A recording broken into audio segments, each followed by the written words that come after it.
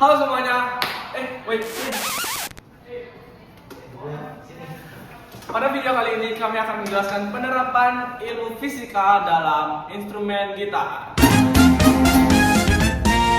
Jadi gimana caranya suara itu nyampe ke telinga kita? Jadi getaran dari badan gitar ini ketika kita memainkan suatu not itu akan merambat ke telinga kita. Gimana caranya? Itu dengan dia tuh menarik dan mendorong molekul-molekul udara. Analoginya kayak batu yang kamu lempar ke sungai, itu bakal menyebabkan gelombang air yang merambat ke segala arah. Nah, ketika dia merambat ke segala arah, dalam konteks gelombang suara, dia akan masuk telinga dan menggetarkan gendang telinga.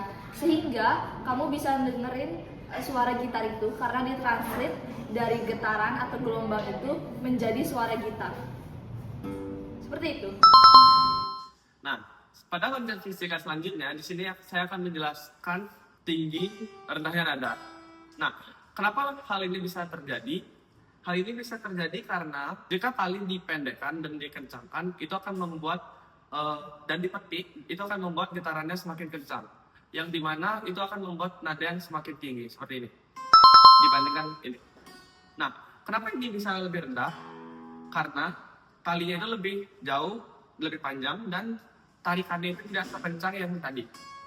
Nah, tarikan yang lebih lemah dan panjang tali yang lebih panjang akan membuat getaran semakin lambat dan menghasilkan nada yang lebih tinggi. Begitu.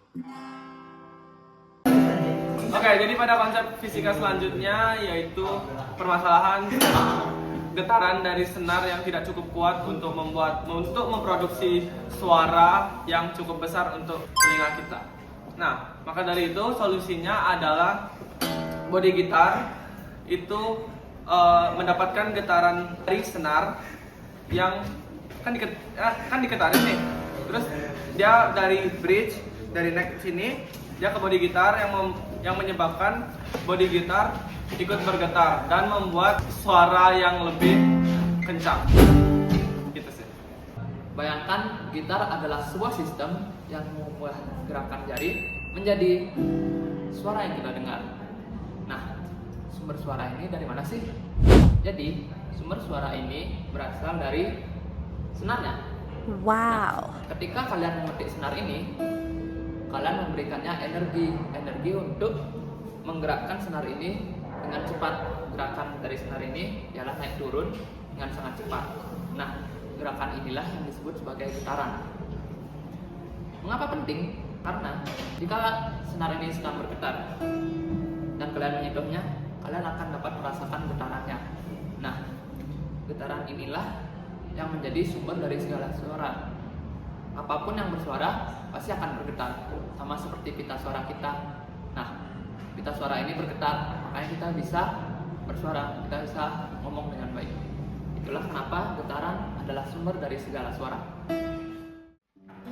Jadi singkatnya, ketika kita memainkan gitar dan memetik senarnya, jari kita itu akan memberikan energi pada senar. Energi itu akan diubah menjadi gerakan bolak-balik, yaitu getaran, sehingga senar itu terlihat bergetar. Ketika senar itu bergetar, badan gitar itu juga akan ikut bergetar karena getaran si senar ini ditularkan ke kayu badan gitar, yaitu disebut dengan resonansi. Ketika badan gitar ikut bergetar, udara di sekelilingnya juga akan digerakkan. Jadi badan gitar yang bergetar itu mendorong udara di sekelilingnya dan menciptakan gelombang suara.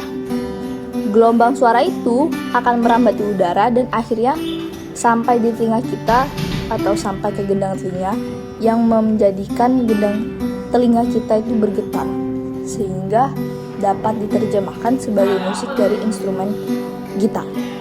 Begitu. Bayangkan gitar adalah sebuah sistem yang mengubah gerakan jari menjadi suara yang kita dengar. Prosesnya sangat elegan dan melibatkan beberapa prinsip fisika yang menarik. Jadi, secara fisika, gitar adalah sebuah mesin yang menangkap energi dari jari kalian, lalu mengubahnya menjadi getaran dan memperkuat getaran itu, sehingga bisa melakukan perjalanan melalui udara dan dinikmati sebagai musik. Setiap bagiannya bekerja berdasarkan prinsip-prinsip fisika yang fundamental tentang bagaimana benda bergerak dan bagaimana suara tercipta.